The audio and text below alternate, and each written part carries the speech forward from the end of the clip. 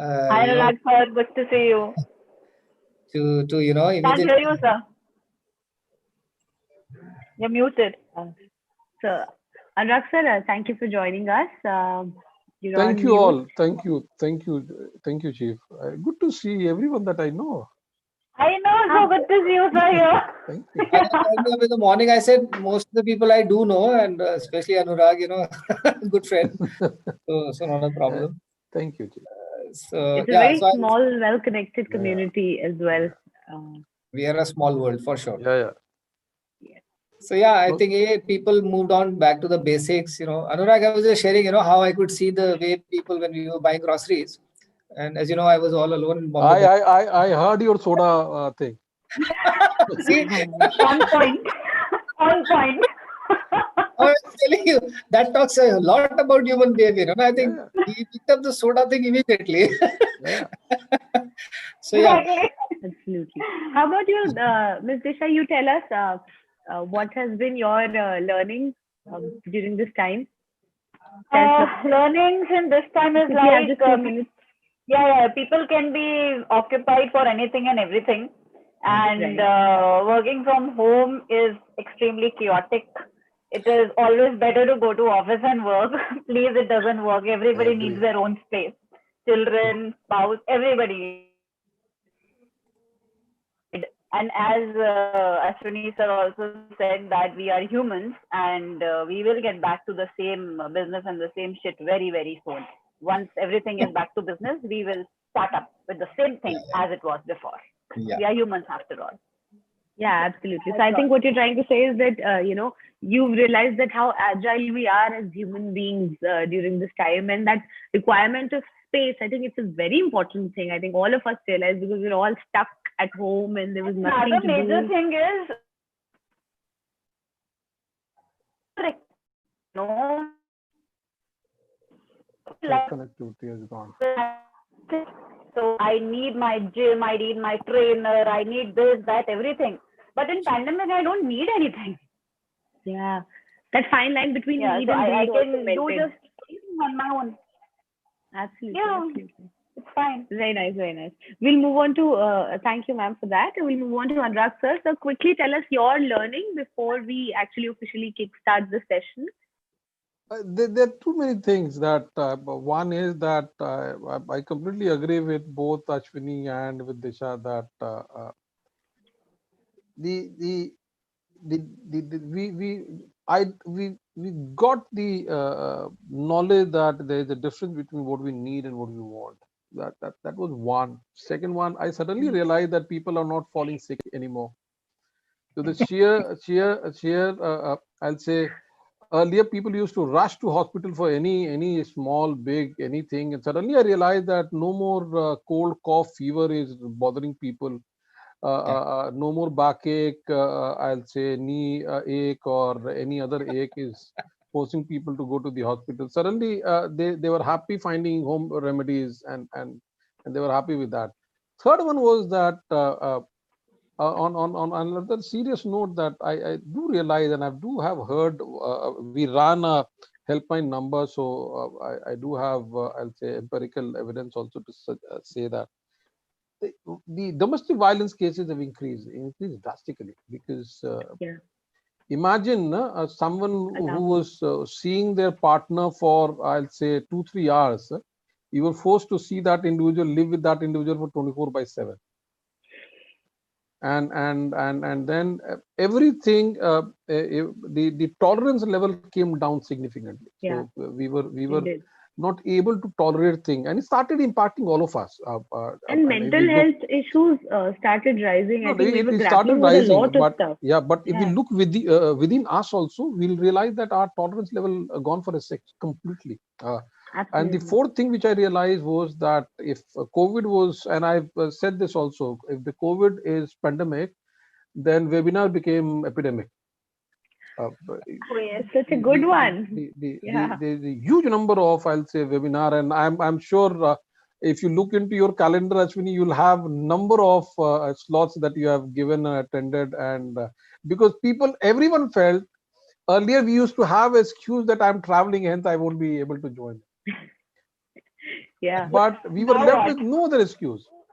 In fact, I Yep. can tell you, Anurag, I was reading an interesting article, Uh, and this article was about this only. uh, And it's on a semi-serious note in that sense that it says that they did a detailed analysis as to what has really been undone.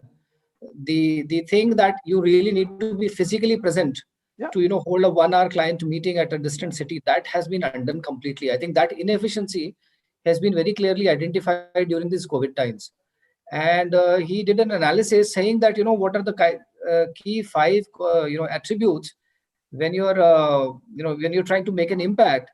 None of those attributes are anywhere related to your physical presence in front of the person to whom you're trying to make an yeah, impact upon. yeah, yeah, yeah, And he yeah, took a lot of Absolutely. data from social media influencers and yeah, all yeah. that. So the science of influence has seemingly undergone a major change. Sir, I think sir, that's a sea shift. Absolutely. we are And hosting also client somehow we visits. are more well connected as well. I Mm, think, as you said, Anurag sir, that excuse that we as journalists used to always hear from a lot of people, because we were traveling, and also the fact that if I had to do this interview before the pandemic, I would have had to travel to probably 3 different cities and 5, 6 different offices.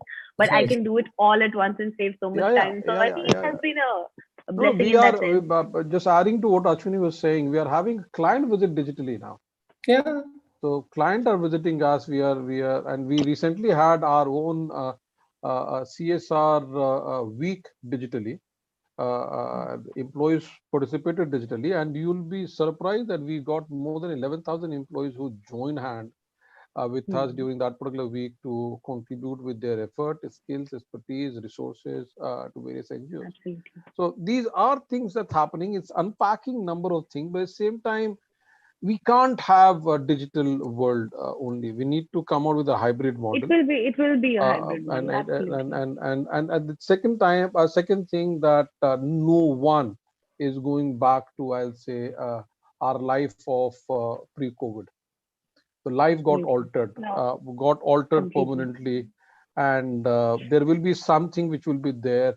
We will have to identify or reorganize or redefine the normal for us, informal new normal. Absolutely. Yeah. Absolutely.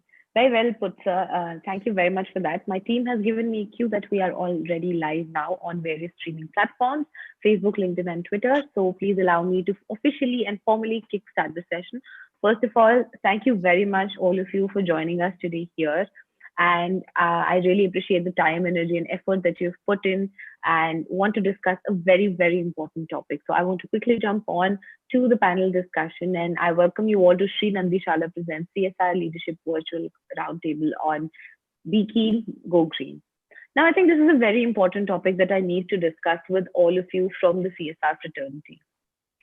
I think today in this 1 hour session, I want to understand from all of you how CSR as a community, as I saw in this panel before, a very well small community can help drive this change and help NGOs who are working for animal welfare to maintain this perfect ecological balance that we've been talking about. Climate change is a real threat. It's happening. How do we prevent it?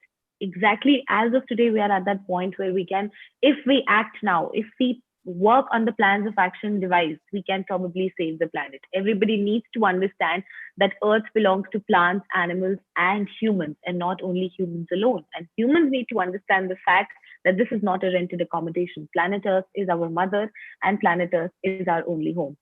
So today I have a very diverse representation on this panel from the CSR sector, and also I have one representation from an NGO.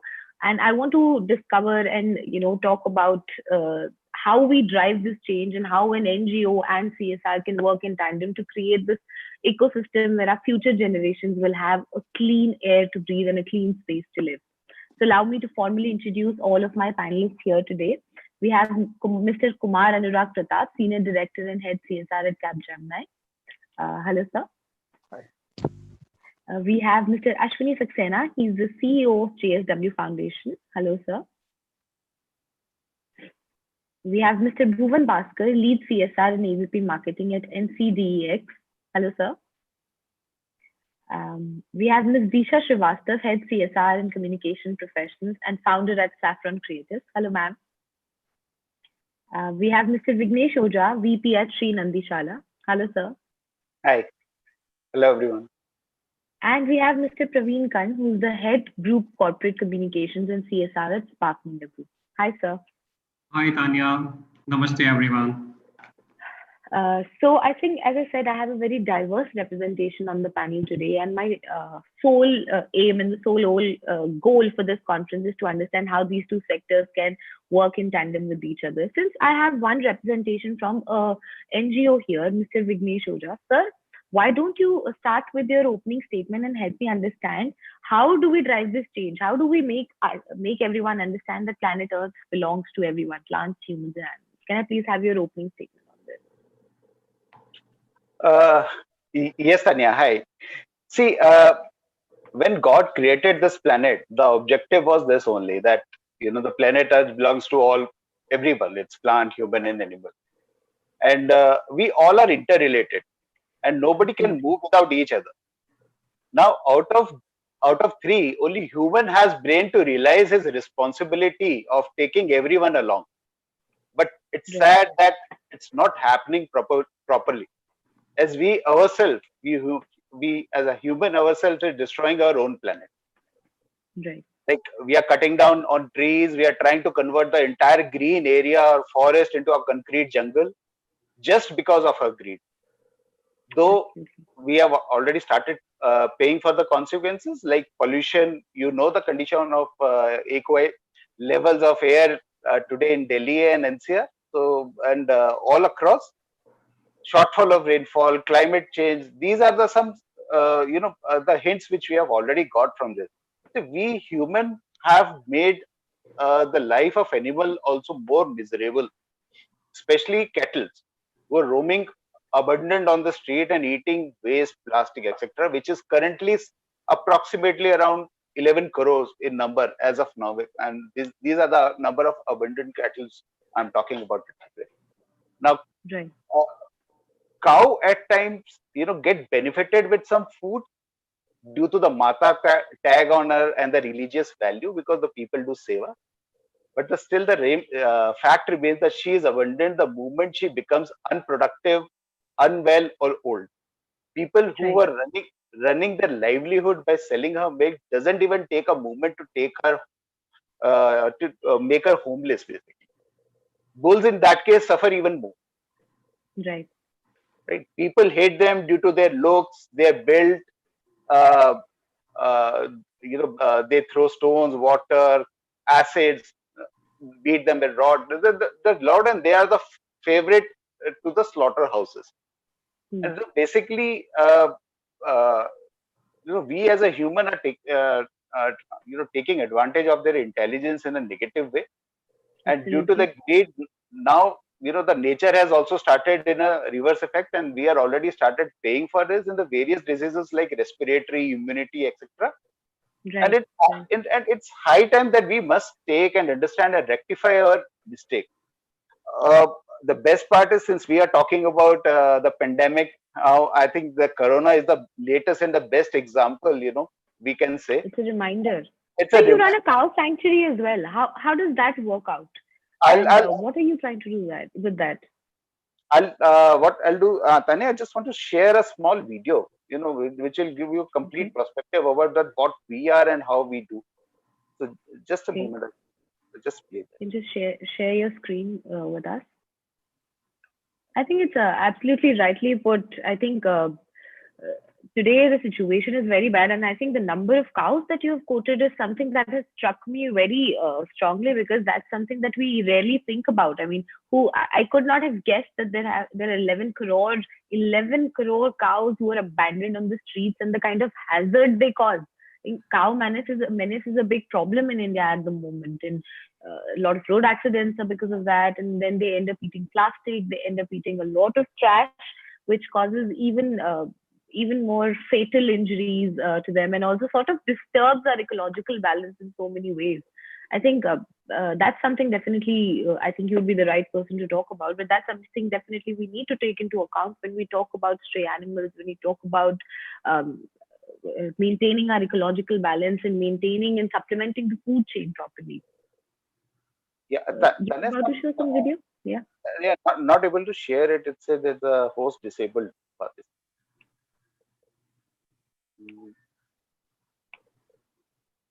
Can you do it now?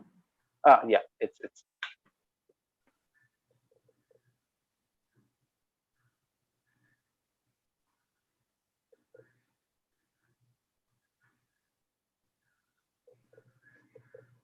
Share your screen first.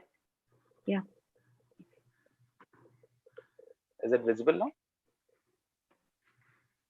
Yes.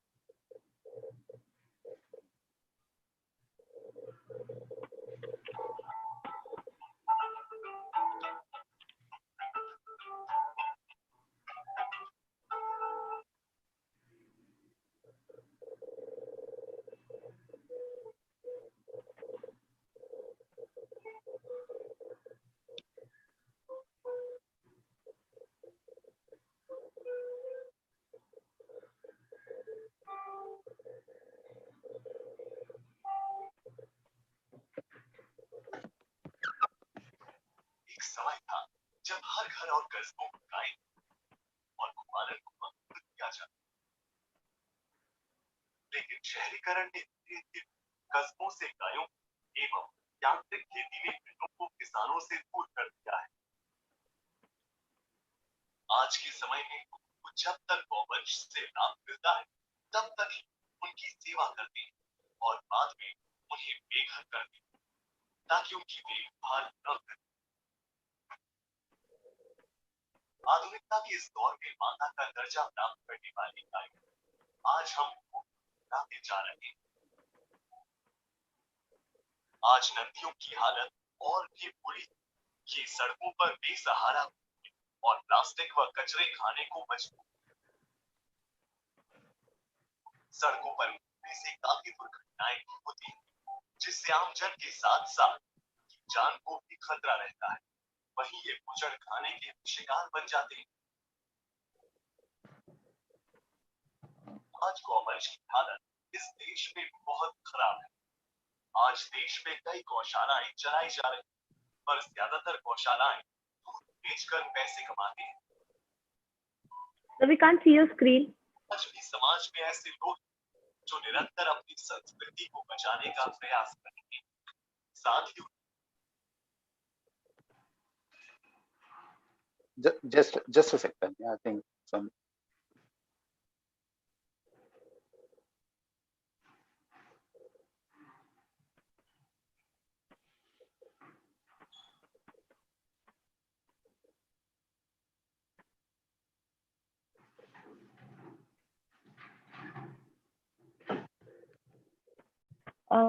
Maybe, sir, while you're fixing it, you could just talk about the kind of work that you're doing so that we could also move on to the next panelist.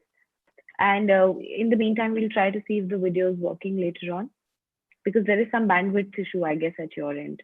So maybe you could just give us an idea of your thoughts on how you're working towards the environment, and then I could move on to the corporate representation as well and sort of understand what they believe on this.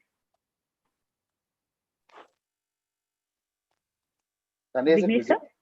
Yeah, No, yeah. it's not. It's not. No, it's not. It's not. Maybe you could just take a couple of minutes and talk about the work that you guys are doing, because the video is seemingly unavailable. And then I could quickly move on to the corporate representation on the panel as well, because we're running out of time. Okay. There's Sure. something wrong with the video. No, I think.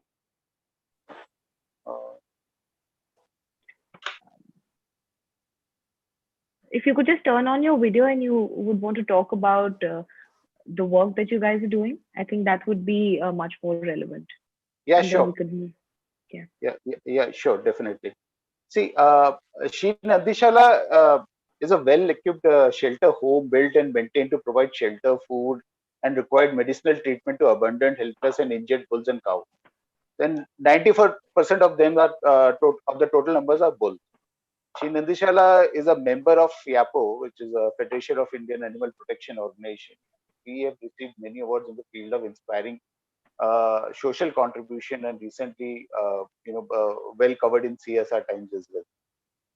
Now, we as a NGO, we have uh, many kettles who are basically abundant. As I said, that the moment a cow stop giving milk, she becomes abundant. So generally, what happens is, there are a lot of goshalas which operate, and they operate it as a profit center in terms of by selling milk of the cow. And the moment she is unwell, she is out of home because they don't want to care them, and from there our work actually starts.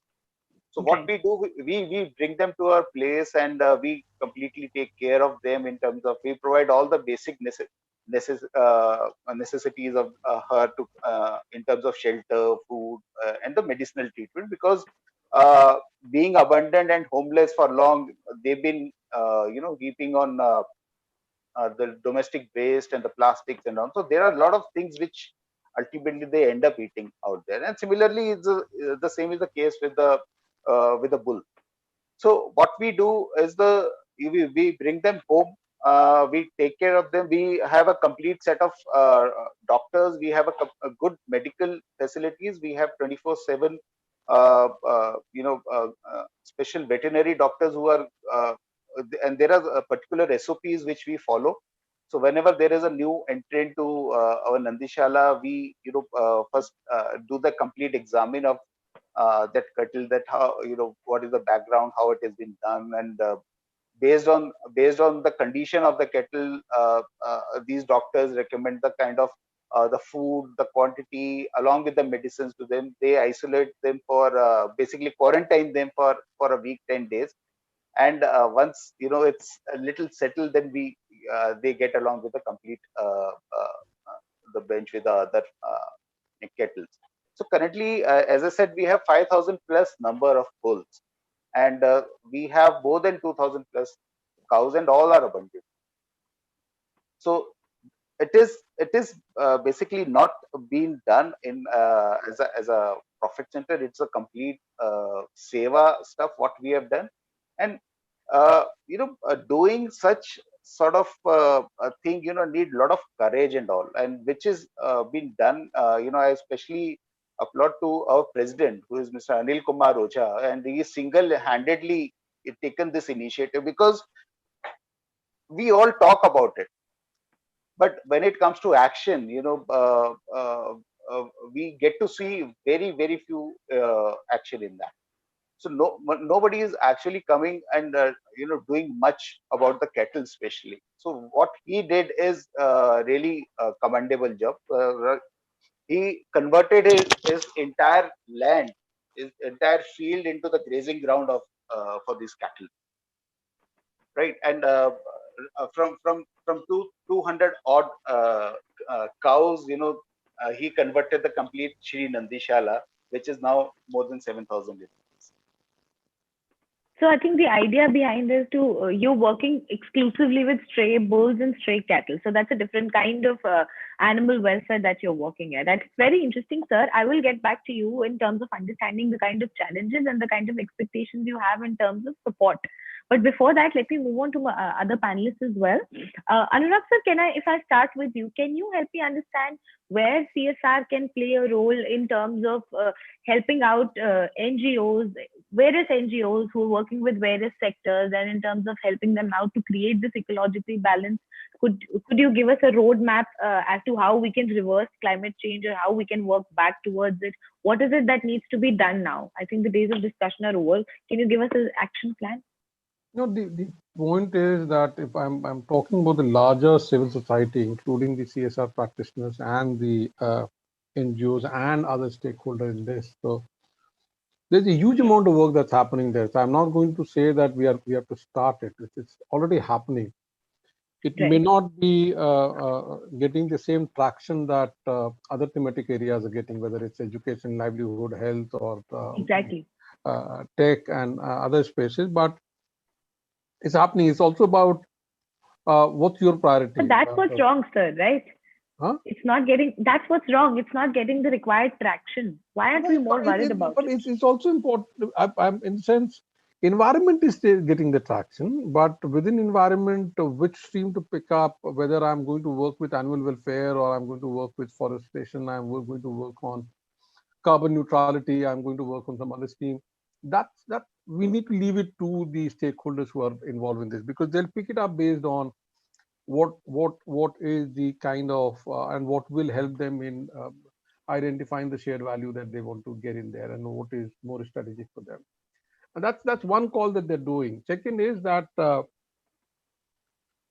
you move out the whole animal welfare from the ambit of religion, if you hold it within the religion, if the whole discourse is that I'll protect one and I'm not going to protect other because that's not part of my religion, or if the animals will get associated or get recognized or identified with the religion, you'll have what is called corporates who'll take these things with that particular caution, because you don't want to get yourself associated with religions campaigns and religious Absolutely, absolutely. I think the idea today is to talk about animal welfare as a whole, agreed. whole No, community, right? that's where I'm coming to. So there's one stream of work that's happening on the abandoned cattle that Vignesh was talking. Vignesh was talking about. Yeah. But there's the whole ambit of also looking at the larger environment and looking at the whole carbon emission, looking at our priorities, looking at the SDGs which are there, looking at the COP21, which talked about our commitment on carbon emission. And everyone who's sitting in this from the corporate sector, I can assure you one particular thing, Tanya, that every corporate has a very detailed priority on this particular stream, which also talk about their travel related emission, their employee related emission, their operation related emission, and if I talk about my group, we came out with a very ambitious, but I'll say hugely relevant, pertinent ambition of becoming carbon neutral by 2025 and net zero by 2030, which includes making sure that all the people who are working with us, whether they come from third party or vendor network, will make sure that we ensure we becoming net zero there. So there is a huge amount of commitment there all across corporate sector on this. There may be few who are doing huge amount of work. There may be few who have just started, but it will be very difficult to. I'm talking about serious players. I'm not talking about fringe players. I'm talking about people with sizable capitalization. They are taking environment as seriously as possible, because that is it's impacting everyone. It's impacting me, you, corporate world, business, market, everything. So they are taking this seriously. Yeah. So it depends on which sector they plan to invest, but there is a serious school of thought going into that. Yeah. Not just thought, but the strategies, intervention, and investments also.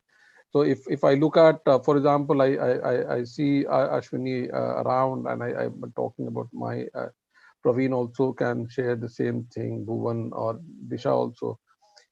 If we look at our own corporate, if we look at our larger ecosystem, I'll say that there's a huge amount of investment that's going in the area of making ourselves what is called be responsive in the fight against the some of the environment related nuisance that we have created or the impact that we have created. We are everyone is committed, deeply committed on this. All right, I'll take that. Can I move on to my next panelist, Mr. Bhuvan? Sir, can you share your thoughts here? And also, if you'd like to pitch in what you at your organization are also focusing on at the moment, and what is the need of the hour? Do we, as Anurag sir said, are we supposed to focus on forestation? Are we supposed to focus on carbon emission? Are we supposed to work on animal welfare? What is there a chronology that we need to follow at this point in time, since we are at a very delicate moment? And you're on mute, sir. You're on mute. Yeah, hi. Thanks, Tanya.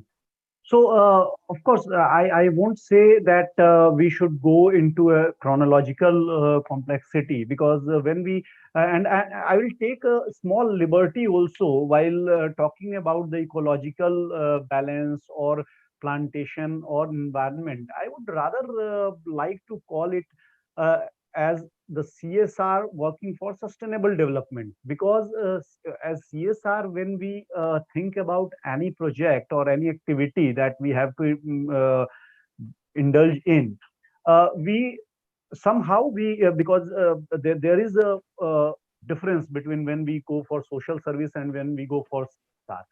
So there is a business perspective also always included with any CSR activity that we plan.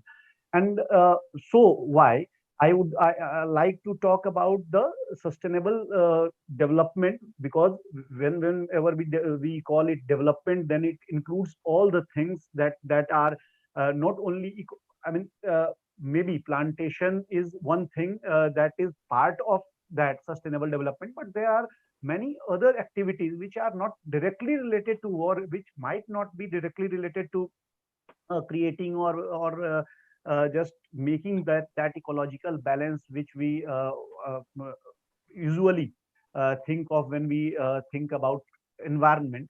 But then, like Anurag said, one very interesting thing he said that about his own company, that they are working uh, with the aim to be the carbon emission free company by 2025. Hmm. So, see, here also there are two, you may talk about this sustainable development or ecological balance in two categories. One, that the companies are coming forward to take as CSR targets, where we have to have some external partner. Maybe some big companies have their own foundations and they do their CSR on their own.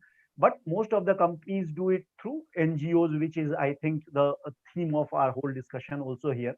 So this is one thing, that we go for CSR activities through some external partner. And the other thing is that Anurag discussed about, that we do what we think about that shows our sensitivity towards ecological patterns, that shows our sensitivity for the cause, in fact, because any manufacturing company, ours is a service company, so that not falls in that category. But any manufacturing company, when like tire companies are there, like paint companies are there, who are generally considered as the most pollutant sectors, Right. those sectors, that company when thinks about the CSR, then that is a secondary thing. The primary thing those companies have to think, that how they don't add up to the ecological devastation. But we won't go for that thing, because that is not the topic of our discussion. But yeah, when we go So for how, sir, can you think? Do you think can CSR, as CSR leaders such as yourself, collaborate with NGOs who are working on various sectors? And I think Vignesh sir, you also brought in a very interesting point, as in you work specifically with cattle. So I think that's another sector of work that you're doing with one segment of so animals. So keeping yeah, that in mind, how do we I, work? Where I'm is just the challenge? How do we work yeah, in I was tandem? just coming to this point, Tanya. So when we are now talking about the CSR activities, and when we are talking about partnering with third party agencies like NGOs or Section 8 companies, then see, what I think, the question that was raised in the beginning, that why not the companies, the kind of enthusiasm the companies show for say health related Okay. issues, for education related issues,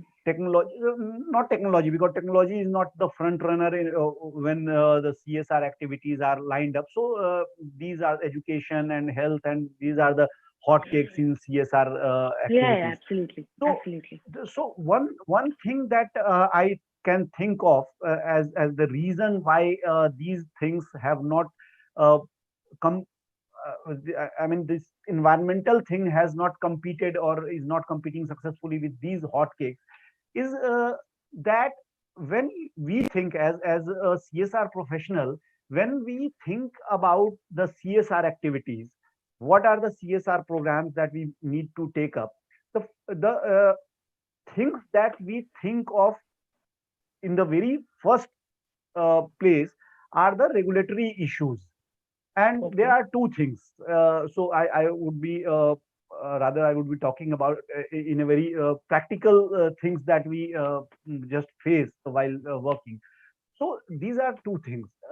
One, you have to convince your CSR committee that exactly what you have or you what you want to work on and why you want to work on these things. Number one thing. So it is always see as when you see the world with one spectacle, you can say that okay, ecological problem and sustainable development and environment, and these are very big issues. But when you have to narrow it down to a district or to a village, then you might find difficulty to really quantify what exactly is the thing that is disturbing that. Like I can give you a small example that just near Jaipur there is a block called Jamua Ramgarh. There is an NGO doing a very good work with CSR contributions, and they have really rejuvenated the wells, the dried wells. They have uh, the mountains in that area, the small mountains were all uh, they had no trees, they had no greenery, and now they have Deforestation. Yeah. but then this is one example. Normally what happens that after every CSR program you have to quantify and you have to prove to your committee and then to the regulatory authorities that exactly this is the change that you have made. This is the outcome. Yeah, this is the Absolutely. So outcome. what I feel from what my takeaway from your thought is, I think there are regulatory issues that serve as a challenge, and also the fact that you need to show a tangible outcome at the end of the day, which might pull back CSR committees and CSR leaders to sort of invest in different causes and invest with different NGOs. And that is create one benefits. example. I don't agree to that. Prominent I don't agree with that. Who? I'm sorry, I didn't catch who's saying that.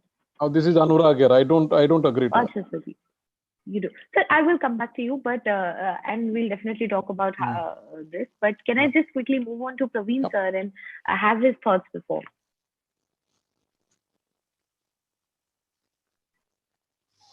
Sir, you're on mute. Yes, you are. So, very interesting discussion so far. And during the deliberation, I took an opportunity to learn a lot out of it and also jot down some of the points. And I would like to start with these 5 terminologies which is known to us, which is taught to us when we start growing up. Kshiti, Jal, Pavak, Gagan, Samira. We all know about it. Just to simplify, Kshiti is earth, Jal is water, Pavak is fire, Gagan is sky, and Samira is air. So we're talking about ecological balance, and if you look at the proportionality of a human being, then we are dependent on these things, but we feel that these things are dependent over us. Right. So it's a problem of a mentality, a question where we need to brainstorm, think, and rethink that the way we are thinking about the planet and the way we are disturbing this balance with our acts. We call it exploiting mentality, where we feel as if we are here, we are there to exploit, and we don't even think that we are exploiting. You think as if it's your right to exploit. It's actually not. The second philosophy, which I like to talk and introduce here, I quite often use it and I call it capitalist privilege. What is the capitalist privilege? I'm enjoying it, having an air condition right here. That's a capitalist privilege, and a mineral water as well. I took 2 examples of it.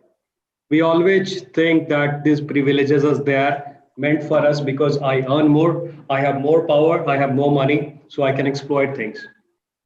And I would not bother about rest of the world.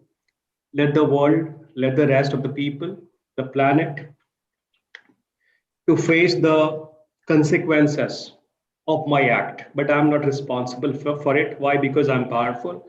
I paid for it. I'm a capitalist. Third thing which I'll talk about is about another philosophy. I always look at our country sometime dividing in two parts, urban and rural, because I find there is a lot of dissimilarity between India and Bharat. And I go to Bharat, the rural India, and I see the rural compensation. The compensation that the rural mass has to pay for it. Right. The differentiation which I'll talk about is that the mask that we are having today is a fancy company made branded mask which we have a privilege for being a capitalist, and we are using it with a recklessness that what consumed raw material is there for this mask and the compensation which has been paid for it. I read about something by the women of Andhra Pradesh who used the leaves of the tree to protect themselves from virus. While we started the discussion today, we talked about बीमारियां कम हो गई हैं, लोग कम बीमार पड़ने लगे हैं. People can heal themselves, they can protect themselves, particularly the rural mass. But sir, animals can't. So how do we see a plug-in here? I come to that. The major agenda for the discussion today that how to protect animal, how to work for their welfare. Welfare is the next level. Today the question is protection, saving them. Absolutely. So we have to look at a step before, and rightly suggested by you that we are trying to see the synergy that what role can corporate play with NGOs, of course. One of the way that I feel is the know-how which NGOs have working for welfare of animals, protection of animals, protection of planet, the know-how, the expertise that they have, corporate may not be having. Exchanging these skill sets and leveraging their strength could be one of the strategy, number one. Number two, I don't believe just in this 2% CSR, which is responsible for having money, and you give money for an NGO to implement a program to protect the planet and the people and the animal. That's not going to work. It's all about the behavior of another 98%. That how are you spending rest 98%? Are you all responsible? Responsible as if do you have a drive for paperless initiative in your organization? What are you doing if you're in manufacturing? Are you working for 3R, reduce, recycle, reuse? Have you done something for water conservation, which is needed for the kettles? They are struggling out of it and we are misusing it. Do we have motion sensors in rooms that we have electricity? Do we have those taps which is automatically operated in our industry? So that talks about our behavior. Are we behaving in a way, and are we somewhere trying to envision that can we be a water neutral company? Sure. I think, sorry, please go ahead. I think so. What I can take away from your thoughts here is that it's not only about that 2% CSR, and then you completely forget about your responsibility as one individual human being and one individual corporate organization as well. So 2% CSR has to work with an NGO, of course, and there has to be an exchange of thought and skill set, and that's where you derive to a conclusion, and that's where you derive an output. I think sort of what Bhuvan sir wanted to say, and also the fact that the rest 98% of your organization also has to be responsible. Your leadership has to be responsible. Individuals have to be responsible, and that's how we drive the change. I think that's very nicely put, and I think that's a very good point. But can I move on to Disha ma'am, and ma'am, can you now share your thoughts on this and help me understand the challenge? Everybody has highlighted their own set of challenges in terms of participating with various NGOs, and where do you see the struggle? Where do you see the challenge? And you've been in the industry. What have your thoughts been? So see, the challenges are definitely there, and neither the corporate nor the NGOs can deny that. challenges definitely lies in the thing that whenever we design a program strategy, we definitely go to the main thematic areas, which is again education, livelihood, etc., what is available, and where all we can expand in the geography. Now, coming to the animal welfare, it's a very niche segment, and not everyone has the expertise to deal with it. So, going ahead and partnering with an organization who is working here, the people in the corporate should also be aware that what is happening at the other end. So it becomes like. And how do we do that? So how, again, it's all about knowledge sharing that we are talking about. So the NGOs have to come up, or the organization individuals have to come up with a proper literature or the proper knowledge that can be given to the corporate, that this is what I'm trying to do and this is where I need your help. And definitely we are sitting at the corporate level, we have absolutely no idea how to go about it. We are definitely working at our own individual capacity. Like, if I talk about the manufacturing unit, yes, I definitely work in Asia's largest manufacturing unit. We have solar panels, we reuse, we recycle the scrap, not just in our factory, but all the industrial areas around. We have e-cycles for our employees. We have also promoted plant-based nutrition. So what I also see is like, this is not just one corporate social responsibility. Now the term that has to be used is sustainability. And it is all a chain reaction. When we talk about pandemic and we say that one individual is affected, no, every person is affected. Similarly, when it comes to cattle, it is not just cattle, it is cattle, farming, farmers, and the entire the entire scenario around there. It is a complete chain reaction. So if I am supporting even the farmers, I am also supporting cattle there. I'm also supporting the ecosystem that is running around them. So I'm not just talking about the 2% thing that has happened. I'm talking about the exact sustainability that is happening. And when you talk about challenges, I shared that the organizations need to come forward and talk large about it, in detail about it, that what are you actually seeking from a corporate? We all are sitting at the corporate houses. We have absolutely no idea how to tackle this project, because we also have our project managers, etc. They should be aware how a program is running.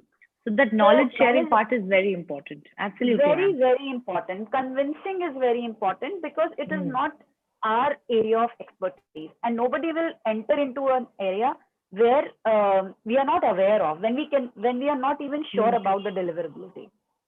Absolutely, absolutely. Very rightly and very honestly, I think very transparently you've put the whole situation. And I agree. I think that knowledge sharing is very important. Sometimes I think Vignesh sir, you might be getting a lot of cues from here as well, in terms of what is lagging behind and how NGOs could also better reach out. See, I will also point out one thing. Sorry, Tanya, for interrupting in between. But what happens is, when we get a lot of project proposals, most of the organizations, where they lack is, they do not do the study of the corporate house. For example, I am maybe working in an education sector, and all of a sudden you send me a proposal of cattle saving or something. Now I have absolutely no idea what you are talking about. So that approach has to be very appropriate. Need to study a little about the organization, and the homework has to be done properly. Absolutely, very relevant. Thank you, ma'am, for sharing that. Can I move on to Ashwini sir? And sir, can I have your thoughts once again, how CSR can work in tandem with NGOs? A couple of challenges that you want to highlight. How do we go about it? How important is animal welfare? And I think one important question that has been stuck in my head during after listening to everyone here is that, is there a chronology that we should follow, or is there one that you follow as well? Thank you, Tanya. I think I would like to go with what Praveen mentioned a few minutes ago. I think where he mentioned that animal welfare comes at a much later stage. Sure. I mean, I think this welfarist tendency itself is a problem. First, we've encroached upon their habitat. First, we have thrown them out away from their own forest. Today, we say, oh, tiger came into so-and-so area. No, tiger didn't come to that area. The tiger used to live there. You actually went there and moved the poor chap outside. So, this welfarist thing has to go. That's number one. That's I think the first critical lens that we have to look at things from. And I think very rightly what Disha I think suggested, that the lens should be sustainability. If you're talking about sustainability, then welfare of everyone is automatically taken care of. So I think that's the first thing that I would like to put for everyone to consider. The second part is that if we have to be sustainable, then I think sustenance also comes from the fact that there is a whole range of traditional knowledge which existed. We kind of overlooked it. Right. When Vignesh was talking about cow welfare, I think it's also deeply entrenched into our culture. And while we may attach religious reasons to cow welfare, but it is also linked to the livelihoods of an agrarian economy that when we are talking about. Absolutely. So I think the important point is that if we have decided to live sustainably and have our livelihoods and our lives in a more sustainable manner, then automatically a role of every single entity of the society, whether it's an NGO or whether it's a corporate or whether it's a government, I think it automatically comes forward.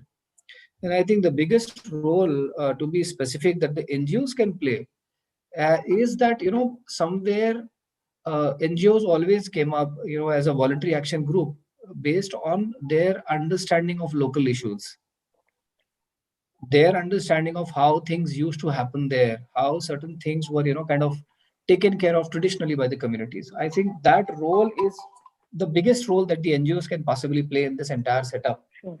where they can actually document and come up with the right kind of approaches, whether it is about water conservation, or whether it is about forestry development, or whether it is about taking care of your own cattle in such a way that it also creates space for not just the domesticated animals, but also for the wild flora and fauna of that region. So I think that lens, uh, that that know-how, that traditional information is one big role that the NGOs can play. I have seen documentations where I think even JSW as an organization, we have supported that, where Center for Environment Education has come up with a whole repository of how water conservation used to happen. Uh, we are trying to look at everything, in terms of how it is connected in a sustainable manner to various things that we do. So, for example, just recently we conducted a program where we thought that we should saturate the entire tribal population with solar lamps, and also eco-friendly smokeless chulas around a reserve sanctuary, so that their dependence on fuel wood goes down immediately. Now that dependence on fuel wood will go down significantly. That's one part, but which also means that their conflict with the animals will reduce, and their propensity to harm the forest would also go down. Right. We could have also brought in some very high technology to do that, but again the local knowledge, the traditional know-how was that this can only be done in a gradual manner. So this understanding actually comes from the NGOs. The support can come from the corporates, and then again, But that understanding. one problem that we One always find. challenge also, sir, if you could quickly highlight between the two, how can the two work in tandem, and what is stopping us right now? Yeah, so I was just about to come to that only. The other challenge is that when the organization tries to do too many things, so typically what has worked in, say, close to the Tansa Wildlife Sanctuary in Maharashtra may not be completely applicable in the same manner to, say, another wildlife sanctuary that we say we are close to, say, in Himachal. So I think this, again, going back to this, there are organizations which tend to have that, okay, we can scale it up across the country. That kind of frightens me. If a voluntary organization group comes to tell me that we can scale it up across the entire country, then I'm a little skeptical about it. Because I am skeptical because they say that, okay, we can do it anywhere, and we can do everything. Then there is a problem.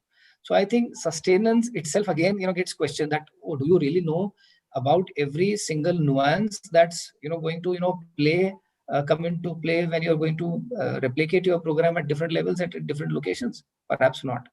So I think that itself is a challenge, and that itself is an opportunity for the NGOs to find out their niche, and that niche can certainly be then taken care of by the corporates and even the public sector, Absolutely. I'm sure. Absolutely, absolutely. Thank you very much, sir, for sharing those thoughts. Vignesh, sir, once again, I want to come back to you. I think you've heard all the corporates here. The representation is very clear in terms of where there is a gap that's coming and what are the challenges that they feel at their end, their expectations from an NGO. I think everyone has given you a very broad spectrum as well. I think good learning for you might be here. Anything you'd like to add on? Any challenge that you'd like to highlight from your end as well in terms of this connection, building this connection that everyone here spoke about? Any points you agree or disagree to before I move on to Anurag sir and take his thought? Definitely, Tanya. First of all, I'll thank everybody in terms of for their input and all the valuable input rather. And what I would like to say that though I'm representing Shree Nandishala, and it is looking like I'm directly dealing with kettles, and this is how our NGO is working on. But I'm actually acting as a one-stop shop. How? Right. Because I'll just quote an example. So what are the current issues what India is facing as of now? Number one is unemployment, right? Number two is the healthcare. Number three is basically the environment. Now, Right. and especially like how Disha has also mentioned about the roles and responsibilities of NGO, that she would like to learn more about it, how they operate and all. So I would like to say that we directly or indirectly focusing on each and every aspects of it. Now coming to how we are generating employment is, see, as I said, that we have almost like 5,000 plus numbers currently. For taking care for these 5,000 numbers, we already have employed somewhere around 200 plus, person who are basically doing day and night shifts, and they are working for this. And this is not only them, but their entire family. They have kids, and we are actually taking care for them as well in terms of their education and everything. So here we are, the first down is the employment and the education part is already done. We are also trying to cover the education part. The most whosoever we are seeing that a child is looking for education, we definitely help them in one or the other aspect. Number two, coming to the healthcare part. Now we all know the kind of vegetable, fruits what we are eating today, right? Right. Everything is full of pesticides and all. And everything is a health hazard. Basically, it not only end up causing cancer, but the other health issues as well, right? Punjab is known as a hub of agriculture, but there is a place called Bhatinda where the maximum cases of cancer, which is coming out on a daily basis, and people are actually traveling to Bikaner on a train, and that train itself is known as a cancer train now. It is named as that. So my point is, when we talk about kettles, cattle and cow, especially when we talk about, the cow is always taken uh, as a milk product, and that she only provides milk to us. But this is not the case. What I'll say, that the cattle waste is more useful than their milk. The cow dung manure is the Absolutely. biggest asset. The cow dung manure is the biggest asset to promote organic farming, right? Gomutra is the best pesticide, and it is the medical properties are well known nationally and internationally. Today, I don't have to talk about it at all now. Now, today, if we replace all these chemical fertilizers with this organic manure and pesticide with zero effect, zero side effects rather. Just imagine the kind of condition we are going to, and if we as a country going to take it seriously, we'll be back to the era of the Sone ke Chidiya, wherein Absolutely. we That's used to. agriculture revolution 2.0. I think we can bring in with that. Exactly. Now, we as India, if we just, the only thing is we are not putting focus on it majorly. For us, cattle always come at the end, right? but actually it should have been on the first put. Reason is, if we replace everything, India has a capacity to come up with 100% agriculture farming sector. And that's not all. We can become the organic food supplier to the whole world. See, look at the kind of revenue what we can generate, in terms of the moment we, export all the organic products, and we are getting generating revenue for the country. Number one.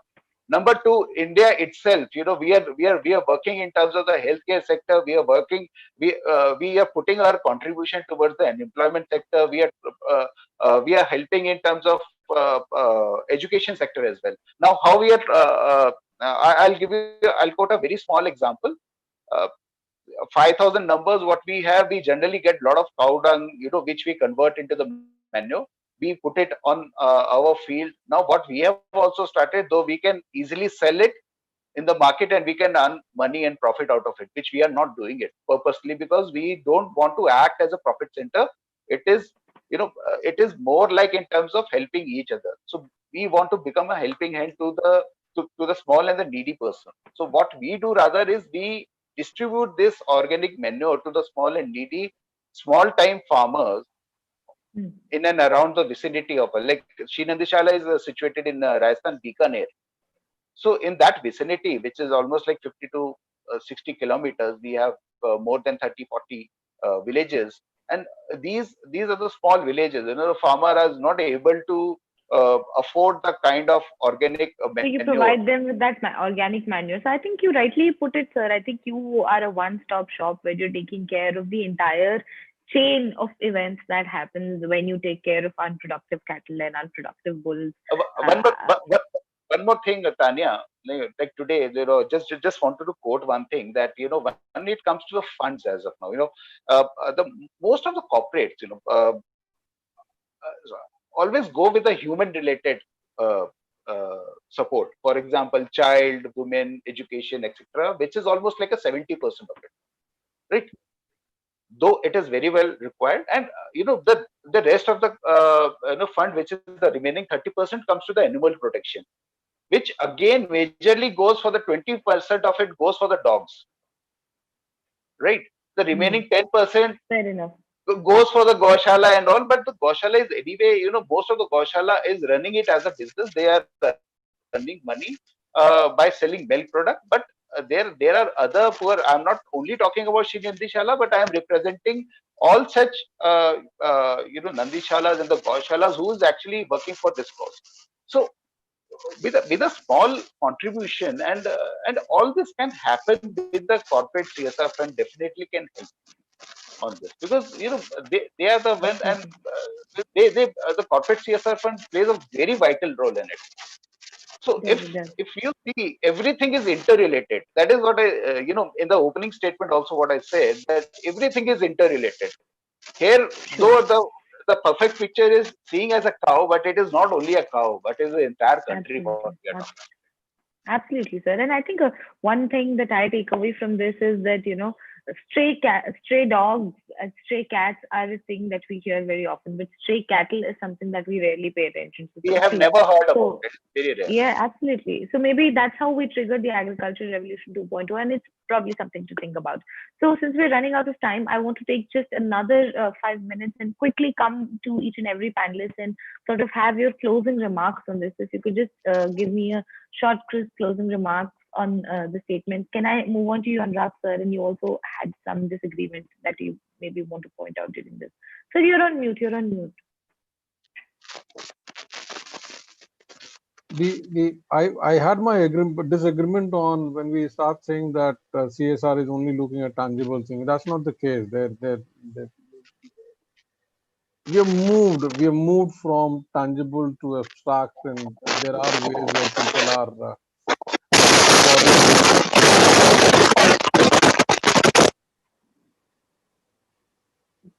Is it from my side? I guess it stopped now. Okay. I didn't do anything. Can I request everyone else to put themselves on mute? Vignesh, can you put yourself on mute, please?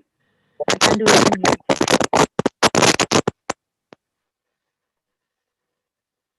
Yes, Oh, sir. Go ahead.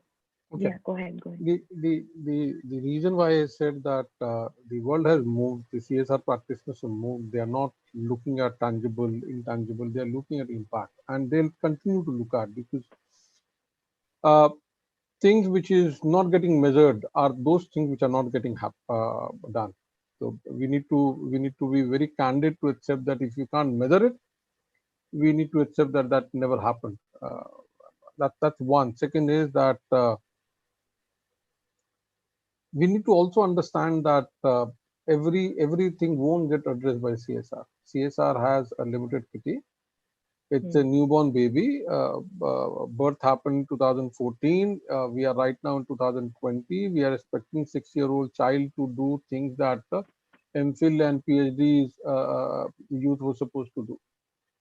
Things that many other players were supposed to handle. They didn't do that particular thing, and we are expecting this particular child to do this. I am not very sure whether this child has undergone the white hat junior course or Bairaju course to become a expert in everything. I have no understanding of this, but I don't think this group will have that the expertise to do this. Third is that look, we need to be very candid also to move from being rhetoric to being actual practitioner. There are few things which look good when we start talking about it, but we need to also look at some of the practical realities and some of the things which are good for optics, Sure. good for intervention, good for impact, good for thing that's happening at the field level, and the kind of change or transformation that will bring in there. If we find a balance between these things, then why not? And I'll add one important thing which I have always shared everywhere, that there is a huge amount of trust deficit which exists between corporate and NGOs, NGOs and corporate and government, and there is, and the reality is that all three need to work together. So and there are people who are making impact. I do see people who are making very serious, genuine effort in doing this particular collaboration. But there are a number of corporate players sitting here also. How many corporate are there who are willing to collaborate with other corporate? The whole ego and logo fight is preventing corporates to collaborate. The same is there in the NGO side also. Everyone is like ekla chalo re. And then we feel that will change the world. I agree with when Ashwin was saying that one NGO will say that I'm pan-India present and I do everything there. And the point is that we need to be ready and willing to collaborate. Collaborate for God's sake, and then we can see changes happening there. Even the media is not collaborating with each other. Absolutely. Oh, so that's a completely different topic of discussion. We could go another hour about that. But thank you very much for that. Same is with NGOs and CSR also. So we are as so collaboration is one of the biggest challenges. I think that we could take as a takeaway from your point. As in deep shit as any other industry or as any other vertical can be, as far as this is concerned. Fair enough. Thank you so much, sir. Can I quickly move on to you, Bhuvan sir, and just quickly, can I have your closing remarks? Sir, you're on mute. So I think that the whole issue has been well covered, and the thing is that of course we have to, as Anurag just said, that we will have to collaborate. And going by the topic itself here, if we talk about the NGOs only, then also I can say that because corporates have resource and NGOs have the expertise and the intention. So if the right collaboration happens between corporates and NGOs to take any cause forward with the resources and with the intention and expertise, then I don't think we are far behind the finding the solution. Fair enough. Thank you so much, sir. Can I move on to Praveen, sir? Sir, can I have the closing remarks? Sure. We talk about extinct species कि फलाना जानवर अब रहे नहीं या फिर ये extinct हो जाएंगे. This might happen to us also. Maybe after some few hundred years, people will say, or somebody will say, I do not know whether people will leave or not. Robots will say. Exactly, will say that there used to be someone, humans, Organic humans. Organic Flesh humans, and blood. they exploited everything. They damaged the balance, and see, they are gone. So the takeaway is right here. We are responsible. We have to act. Collaboration certainly is the key. Leveraging strength, giving and sharing good practices to each other would be significant. If that is not done, it hardly makes any sense working in isolation. Everybody has got something or the other to share, which can be done, can be replicated, can be made scalable. Okay, so one thing that we forgot talking about is about the government programs. They are also there. So other than the corporate and NGO partnership, we should not forget about the government programs, which is also there for animals. And there's a lot of things that can be explored and synergy can be find out. Okay, so हम अपने आप को यदि बचाना चाहते हैं और हम चाहते हैं कि भविष्य में हम जाने जाएं कि हम ह्यूमन हैं और आगे भी रहना चाहते हैं, it's an effort that we all have to collectively make today. Thank you. Stop here. Absolutely. Thank you so much, sir. Very rightly put. Disha ma'am, can I have your thoughts, please? Yeah, thank you for the discussion and thank you for talking about the cattle and the thing. But as I earlier said, it is not just one area that I'm targeting. It is the word sustainability that I'm targeting, and everything is a chain reaction. So if you want the corporates to partner and work with the organizations working in this area, then it has to be the complete ecosystem that comes together. Definitely knowledge sharing and collaborate. Isolation is just not the key. And when I partner with any organization, I don't look for a year or two of collaboration. I definitely look for the long-term measure because I need to see the impact that I'm creating. It is not just one-time thing that has happened. So sustainability and collaboration. That's all. Thank you. Thank you very much, ma'am. Ashwini sir, can we have your thoughts here, please? Your closing remarks. Okay, I would just end up with only two lines, which I think Mahatma Gandhi said: "Be the change that you want to see." I think it begins and ends there. Absolutely. So I think many key takeaways from this discussion. I think collaborate. I think one very important thing that I'd like to begin to describe the whole discussion is, I think Disha ma'am, I'll take from you, what I'll take from your thoughts is sustainability. First, we have to target sustainability. Then we have to realize that we have invaded too much space for animals. So we need to realize that welfare comes first, protection comes second. And then the third and the most important key is we need to understand that everything is a chain reaction and everything is related to each other. So in that way, I think Vignesh sir, I'll take that away from what you guys are doing at Nandishala, as well as that opening a completely new, different horizon for the kind of protection and welfare that you're doing for cattle and bulls, and bringing to light this idea of stray cattle. I think that's very important. And again, Anurag sir, building from what you've said during this discussion, I think the most important thing is we need to collaborate. I think collaboration and that age-old fight of ego and logo amongst corporates, amongst various individuals, I think that has to die down. Otherwise, the planet is going to go for a toss. And Praveen sir, you said you have a little daughter, you have a young daughter. Vignesh sir also has a young daughter, and I'm sure maybe all of you do have little kids at home. So I think that one thing that we can do for them, apart from giving them good food and good life, is to give them a good livable planet where they can go out and breathe without masks. So I think this is where we be the change that we want to be.